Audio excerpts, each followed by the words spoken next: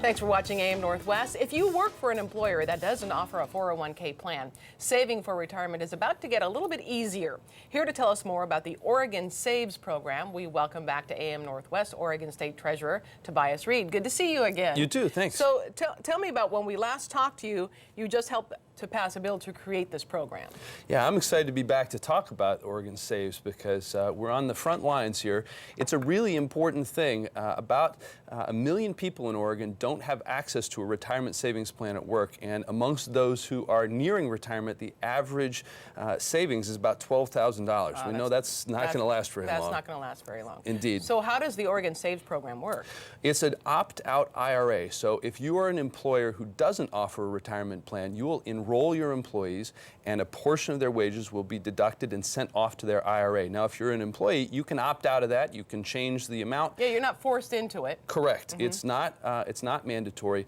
But you know, there's that old story about Albert Einstein when he was asked what's the most powerful force in the world. The report is, he said, compound interest. So we want to put this to work for people and make it easier for them to take control of their own financial future. When an employer doesn't have a program like that, people don't seem to save.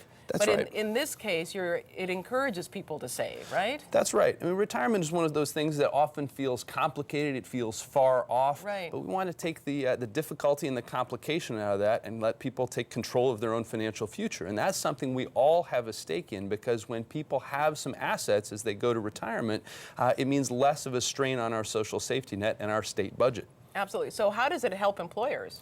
Well, we're a small business state for the most part. Some notable exceptions, and we like large employers, but there are a lot of businesses who are just trying to get their business done and don't have time to deal with retirement. There's a great sandwich shop in Beaverton, where I'm from, that I hope everybody will come to, the Beaverton Substation. And this guy, Chuck Wilson, everybody knows him. He knows everybody. He put it really well when he said, this is something I want to do for my employers, but I don't have an HR department. I got sandwiches to make. Right. So we want to give employers and employees access to the same large pools, professional management, and low fees.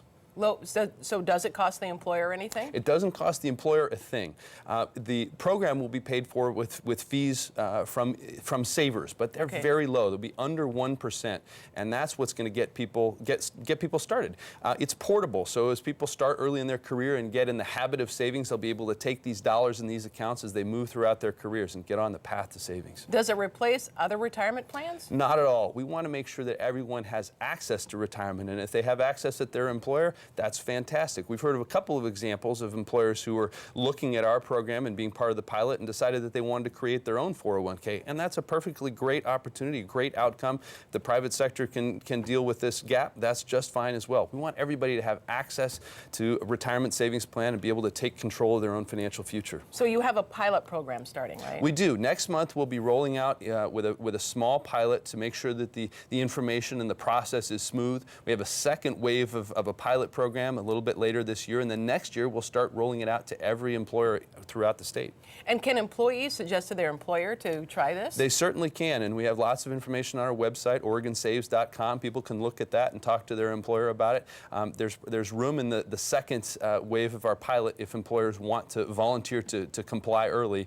We'd be grateful for that too. Does it complement other savings programs? Yes, we have a number of other programs at the Oregon State Treasury that are aimed at helping people take control of their future. One is the well-known 529 College Savings Plan. I appreciate your involvement with that as well.